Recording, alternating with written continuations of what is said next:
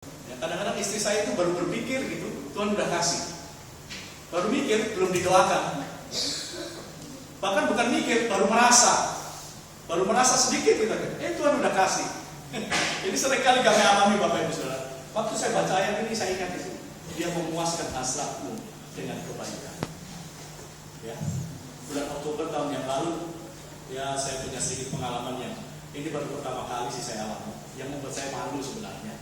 Ada seorang bapak telepon saya, Pak Pendeta, tolong doakan saya. Iya, ada apa Pak? Ini saya sudah pernah bersaksi, Pak Rodo udah tahu. Doakan Pak. Iya. Apa? Saya perlu uang Pak. Oh ya, berapa? 600 Pak. 600 apa? 600 M. Apa?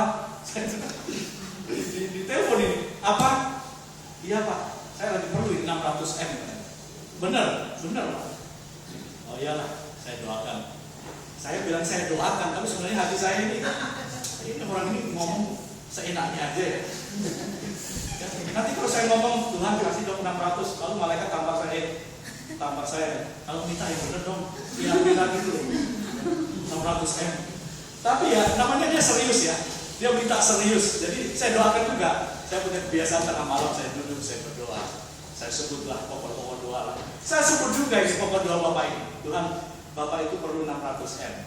Mulut saya ngomong begitu, tapi sebenarnya hati saya masa sih. Ini saya bilang. Jadi tidak dengan segenap jiwa itu Pak. Saya mendoakan. Tapi saya sebut juga, Tuhan perlu 600 M dia. Kalau Tuhan mau kasih ya kasihlah, kalau enggak ya. Jadi doanya itu sebenarnya tidak dengan iman yang besar.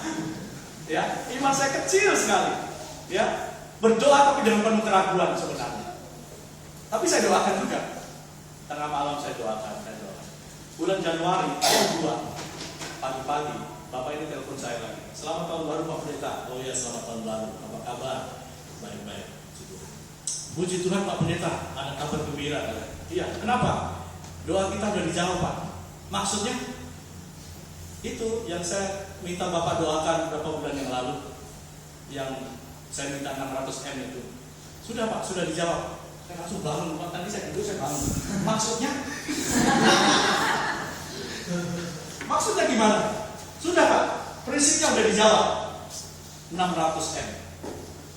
Ya, tapi teknisnya belum, tapi prinsipnya sudah dijawab. Beberapa bulan kan uang banyak itu. Ya, prosesnya tidak mudah. Begitu dia bilang, saya sudah menerima jawaban doa itu, saya langsung masuk ke kamar dan saya bertobat. Saya malu sekali di hadapan Tuhan. Betul. Saya bilang, seolah-olah Tuhan sedang menegur saya. Kau anggap saya ini siapa sih? 600 M itu pakai ragu-ragu. 600 M itu apa artinya untuk saya? Jadi saya bertobat, saudara. Saya bertobat. Sejak saat itu, orang mau kasih pokok doa saya yang nggak masuk akal pun tetap saya doakan. Nggak peduli saya. Tapi saya punya resiko gara-gara saya bersaksi begini, beberapa orang menghubungi saya. Saya khotbah di Palembang, begitu salaman di sana ada ibu-ibu misi saya. Pak, tolong doakan ya 5 juta aja Pak. 5 M.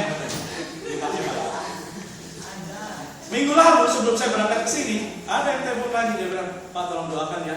Berapa Bu? Saya bilang 63 M. Jadi sekarang pokok doa saya itu penuh dengan MM. Saya nggak tahu apakah Tuhan mau jawab apa tidak, tetapi saya doakan. Saya takut malu lagi, ya kan? Takut malu saya. Bukankah itu kelemahan kita? Kita membatasi Tuhan, ya kan?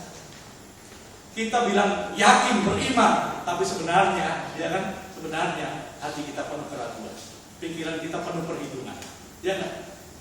Ya kan? Mulut kita mengatakan meminta sesuatu, tapi sebenarnya hati kita juga penuh dengan keraguan.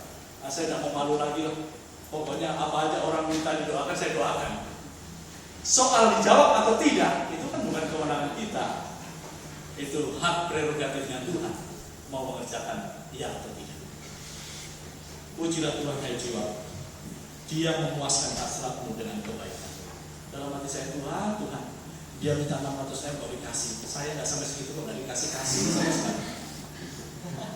Jangan gitu dong, masa kamu iri.